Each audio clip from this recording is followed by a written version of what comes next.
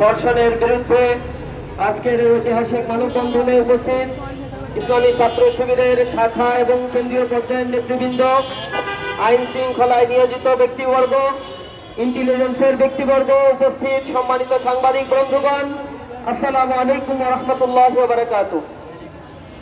আমরা এক লজ্জিত বিবর্ণ চেহারা নিয়ে আজ আপনাদের সামনে কিছু যুবক হাজির হয়েছি, যারা খুবই লজ্জিত হচ্ছি। একটি স্বাধীন ভূখণ্ড, 50 বছরের অধিক যে সময় আমরা পার করেছি, এরপরেও এসে আমাদের দেশে ধর্ষণের বিরুদ্ধে মানববন্ধন করে এদেশের কর্তা ব্যক্তি এবং এদেশের মানুষদেরকে সচেতন করার জন্য আমাদেরকে ধিক্কার জানাতে হয়। আমরা লজ্জিত হয়ে পড়েছি। আজ যখন আসিয়ার দিকে আমরা তাকাই, তিনি বাইরের কোনো মানুষের দ্বারা ধর্ষিতা হন নাই, তার ঘরের মধ্যে ওই নারীর জন্য নিরাপদ অবস্থান তৈরি করতে সমাজ ব্যবস্থা করে নাই। এটা আমাদের জন্য বড়ই লজ্জার, এটা আমাদের জন্য বড়ই লজ্জার একটি বিষয়। আমরা লক্ষ্য করেছি এই ধর্ষণের সংস্কৃতি বাংলাদেশে নতুন নয়। 2016 সাল থেকে 2020 সাল পর্যন্ত সরকারের হিসেব মতে এই দেশে 26,695টি ধর্ষণের মামলা রেকর্ড হয়েছে।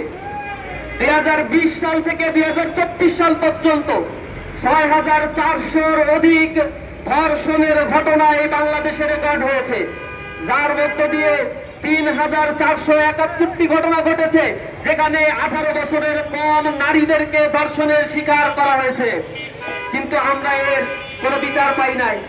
গত ফেব্রুয়ারি মাসের ঘটনা, শুধুমাত্র গত মাসের ফেব্রুয়ারি মাসে 72 শিশু এবং 117টি নারী নির্যাতন, নারী ধর্ষণের ঘটনা সহ 189টি নারী নির্যাতনের ঘটনা এই স্বাধীন ভূখণ্ডে পত্রপত্রিকার মাধ্যমে আমরা জানতে পেরেছি। সুতরাং ধর্ষণের এই ঘটনা নিত্য নৈমিত্তিক একটা ব্যাপারে পরিণত হয়েছে বাংলাদেশে। এটি একটা ট্রেডিশন, একটি কালচারে পরিণত হয়েছে। আমরা আরো বেশি লজ্জিত যখন আমরা দেখি নারী ও শিশু নির্যাতন ট্রাইব্যুনাল গঠন করা হয়েছে শুধুমাত্র তড়িৎ বিচারের প্রক্রিয়াকে ত্বরান্বিত করার জন্য। কিন্তু আমরা লক্ষ্য করেছি নারী ও শিশু নির্যাতন এই ট্রাইব্যুনালে প্রতি 5 বছরে এভারেজে 30,000 বা 32,000 মামলা এখানে দায়ের করা হয়। তাদের একমাত্র পরিচয় যারা ধর্ষক, তাদেরকে সামাজিকভাবে এবং পারিবারিকভাবে বয়কট করতে হবে। আমরা প্রশাসনকে বলতে চাই, যাদেরকে গ্রেফতার করা হয়েছে তাদের সর্বোচ্চ শাস্তি নিশ্চিত করতে হবে, যেন আগামী দিনে এই ধরনের ঘৃণ্য কোনো কাজ কেউ করার সাহস না পায়। আমরা আইন শৃঙ্খলা বাহিনী এবং সরকারকে বলতে চাই, আমাদের বোনদের এবং মাদের সর্বোচ্চ নিরাপত্তা আপনারা নিশ্চিত করুন। এই ধরনের ঘৃণ্য কর্মকাণ্ড যদি চলতে থাকে তাহলে আগামী দিনের জন্য, আমাদের আগামী প্রজন্মের জন্য এই বাংলাদেশ একটি অবাসযোগ্য রাষ্ট্রে পরিণত হবে। আমরা আমাদের আগামী প্রজন্মের জন্য একটি সুন্দর বাংলাদেশ গঠনের প্রত্যয় নিয়ে আজকে আমরা এই মানববন্ধন করছি। আমরা আমাদের মা বোনদেরকে, আমাদের নারীদেরকে সর্বোচ্চ নিরাপদভাবে আমাদের সোসাইটিতে চলাফেরা করতে দেখতে চাই।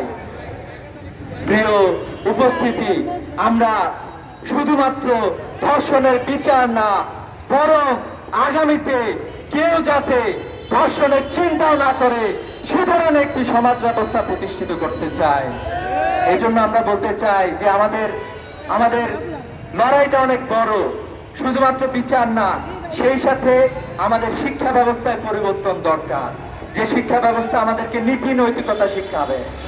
আমরা এমন একটি সোসাইটি গড়ে তুলতে চাই যে সোসাইটি আমাদেরকে নীতি নৈতিকতা শিখাবে। আমরা এমন পরিবার গড়ে তুলতে চাই যে পরিবার আমাদেরকে নীতি নৈতিকতা শিখাবে, যে পরিবার নারীদের সম্মান নিশ্চিত করবে।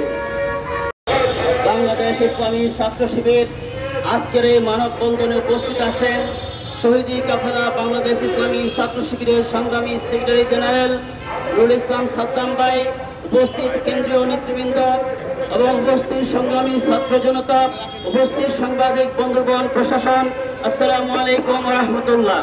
সংগ্রামী উপস্থিতি, আমরা দীর্ঘ সময় ধরে দেখেছি এই বাংলাদেশে স্বৈরাচার সরকার বাংলাদেশে বিচারহীনতা সংস্কৃতি তৈরি করেছিল। সংগ্রামী উপস্থিতি, তারই ধারাবাহিকতায় আমরা দেখেছি স্বৈরাচার সরকার এই বাংলাদেশে দর্শকদের বিচার করার পরিবর্তে আমরা দেখেছি এই দর্শকরা তারা মিষ্টি বিতরণ করে উদযাপন করেছিল। সংগ্রামী উপস্থিতি একই সাথে আমরা দেখেছি এই স্বৈরাচার সরকার বাংলাদেশের সন্ত্রাস চাঁদাবাজদেরকে প্রতিষ্ঠিত করেছিল। কাজেই এর ধারাবাহিকতায় এই নতুন বাংলাদেশে যারা দর্শকদেরকে আশ্রয় দিচ্ছে, যারা সন্ত্রাস চাঁদাবাজদেরকে আশ্রয় দিচ্ছে, তারাই হচ্ছে নতুন বাংলাদেশের স্বৈরাচার এবং স্বৈরাচারের দোসর। সংগ্রামী উপস্থিতি আমরা একই সাথে বলতে চাই, অপরাপর ছাত্র সংগঠন যারা আছেন, রাজনৈতিক দলকে আমরা আহ্বান জানাতে চাই, আপনারা যে দর্শককে আশ্রয় দেওয়ার রাজনীতি শুরু করেছেন, চাঁদাবাজ সন্ত্রাসীদেরকে আশ্রয় দেওয়ার রাজনীতি শুরু করেছেন, সে রাজনীতি বন্ধ করতে হবে।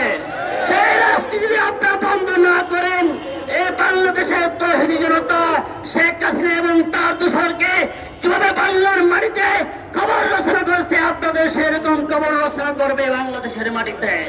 সংগ্রামী উপস্থিতি আমরা একই সাথে সরকারকে আহ্বান জানাতে চাই, আপনারা বাংলাদেশের তৌহিদি জনতার রক্তের উপর দাঁড়িয়ে আছেন।